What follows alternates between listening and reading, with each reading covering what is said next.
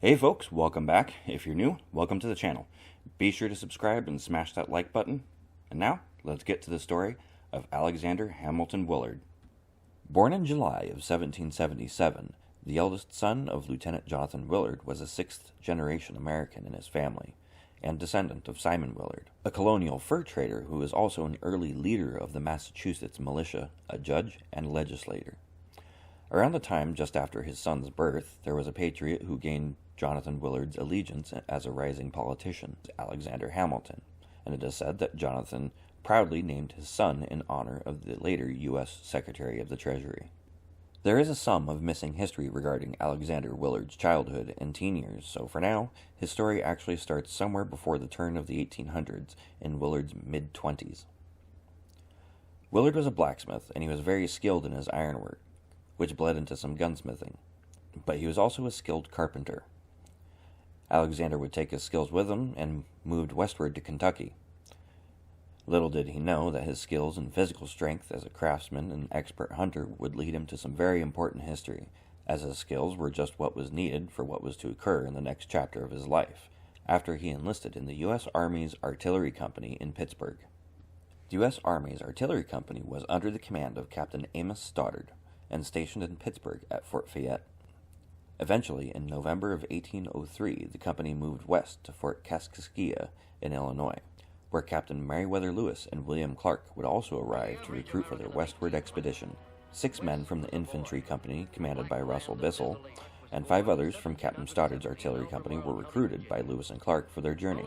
But the next January in 1804, Alexander Willard impressed the 2 men, and so they also recruited him into the Corps of Discovery, which began their expedition 5 months later on the 14th of May. But being of a young age, and like so many others of his generation, whiskey was a little more than a best friend. Time for the liquor to take effect. And though Alexander was very skilled in several trades, the excessive consumption of booze was a hindrance to his full potential, and though he performed many duties very well, his drinking would lead him to have several setbacks at the beginning of his new career. One such recorded incident on the 12th of July in 1804, at Camp New Island. It was Willard's turn to take up sentinel duty, guarding the camp. Willard was found asleep by the camp sergeant while he was supposed to be performing his duties while everyone slept. This was a big, huge mistake, and a capital offense even, punishable by death. In those days, the New World was very hostile, and an entire camp could be wiped out easily if situational awareness was ignored and someone neglected to stand guard. A court-martial was convened, and Willard was allowed to plead his case, in which he said he was guilty of laying down and not guilty of going to sleep, according to GrantCountyHistory.org. He was found to be guilty of his offense, but was not given a sentence of death. Instead, he was to receive 100 lashes over a period of 4 days, 25 each day, with a cat o' nine tails, a punishment that could have killed him anyway. Afterwards, and in the next month, Willard's mistakes continued. He had left a tomahawk at the encampment from a previous day during the expedition. He was ordered to retrieve it, and he did, but the journey back he lost his rifle in a stream, where it sank into deep water. One of the expedition's other men, Reuben Field, was ordered to dive the stream to get the rifle back, as Willard could not swim and surely would drown with the rifle. It is not known if he received punishment for these other incidences. What is known, though, is that Alexander did not allow his mistakes to bring him down. He learned and grew from them and became better for it. Eventually, he was trusted to negotiate trading with natives. He put his blacksmithing skills to use by making weapons so they could be traded for food and goods with the Mandan, a Siouan tribe of the Great Plains, whom were native to the upper banks of the Missouri River, and 2 of its forks known as the Heart and Knife Rivers in the Dakotas. They were a trading nation of people famed for their surplus of corn, which was commonly traded for food, but also horses, guns, and other goods. On the 13th of June, 1805, the expedition made it to the upper Missouri. Around the Missouri River Falls, they made camp. Willard, on June 18th, went hunting on an island near where they made camp, and a white grizzly appeared, picking up his scent, and attacked Willard. Seeing that this was happening, William Clark gathered 3 other men to scare off the old white grizzly, and Alexander was able to make an escape, even though he was very close to being caught and eaten by the old beast. 20 years or so, the ravages of old age will deal with the bear far more cruelly than we ever could have. Revenge is sweet. To mark the event, the expedition named the island White Bear Island. A month at the falls had passed, and the expedition continued, eventually making it to Mangler Point in today's Washington state. Then it was known as Dismal Niche, just east of Point Ellis. Before we continue on with the story, I would like to thank all of our subscribers for sticking with us, and to thank all of our new viewers for taking the time to enjoy this video. I put a lot of time and research into the making of these, so I would be very much appreciative if you would smash that like button, hit subscribe, and ring that notification bell. And lastly, before we get back to the video, I would like to ask, what do you think of the new format for this series? Do you like the more individualized episodes, or should I return to the top 5 format? Personally, I love being able to add more history into each segment, but I want to know what you think. So leave your thoughts in the comment section down below, and don't forget to like and share this video. Alright, let's get back to it. The Corps of Discovery had been traversing the harsh conditions of the Columbia River, and now in the face of an approaching winter, and Clark believing they had finally made it to the Pacific Ocean, an assumption made anxiously by Clark due to the rocky banks and crashing waves on the shores of Gray's Bay, which lay only 20 miles inland and upriver from the mouth of the Great Columbia River, and directly across from the last westward island of the now Lewis and Clark National Wildlife Refuge on the Oregon side of the river. The men would set up camp for a week in the bay. I figure it was mostly related to another entry by Clark stating, "Rained all last night without intermission, and this morning. Wind blows very hard, but our situation is such that we cannot tell from what point it comes. One of our canoes is much broken by the waves, dashing it against the rocks."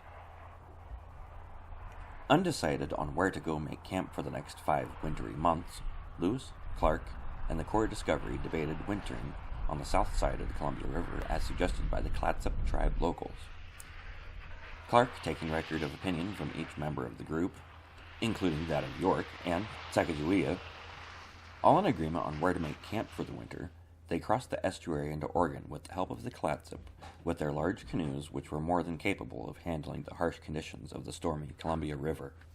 During the winter going into 1806, Alexander Willard and the Corps passed the time with hunting, gathering, and recouping from a variety of illnesses. And after a while, Clark decided it was time to make the return journey back to St. Louis, gifting their winter fort to Cobaway, the chief of the Clatsop people, and trading supplies for a canoe to travel back upstream. Unfortunately, the Clatsop refused further trading, and Clark saw no choice but to steal a second canoe. On the return trip in the spring of 1806, Clark and Willard took a small party for some horses while the expedition paddled east back up the Columbia River. Failing to find horses they could afford to buy along the way, Willard had been ordered to find and take reports to Lewis. Clark had become a good friend of Alexander during the expedition, but was often on Lewis's bad side, especially on a day in April, the 19th. When Willard was in charge of picketing horses, he didn't secure his own well enough, while the others made camp in the Dalles, and the steed wandered off in the middle of the night and couldn't be found when the group searched for the animal in the morning. The incident aroused Lewis's wrath toward the private, stating in his journal, "This, in addition to the other difficulties under which I labored, was truly provoking. I reprimanded him more severely for this piece of negligence than had been usual with me." Upon returning to St. Louis in September of 1806, Lewis, Clark, and the Corps of Discovery were regarded as the nation's heroes. Willard set up a home in St. Genevieve, Missouri. During the next year, he met Eleanor McDonald, who was the sister-in-law of Henry Dodge, the first territorial governor of Wisconsin. In February 1807, on Valentine's Day, the couple wed, and together they had 5 daughters and 7 sons, 12 children altogether. Alexander had kept in touch with his friend Captain William Clark over the years, and in 1809 Clark hired him as a blacksmith for the Shawnee people, also as his express agent through the next few decades. After the death of one of his sons, Alexander Hamilton Willard, in or around 1849, decided to move to Sacramento, California, after hearing much news in the way of gold mining and opportunity for growth. So, in 1852, just 3 years later, Willard gathered his wife, some family, and others whom prepared a wagon train of 49 people, then headed west. After arriving in Sacramento, Willard and his wife owned several plots of land and accumulated much wealth, before passing away in 1865 at the age of 87. His wife Eleanor died 3 years later. And that, folks, is all we have for the blacksmith and explorer of the Oregon Trail, Alexander Hamilton Willard. Please let me know your thoughts, questions, and opinions in the comment section down below. Give this video a like and a share. As always, that is much appreciated. And if you are new to the channel, be sure to hit that subscribe button. If you'd like to know more about today's topic, source links are available in the description of this video. Thank you all very much, and have a very nice day.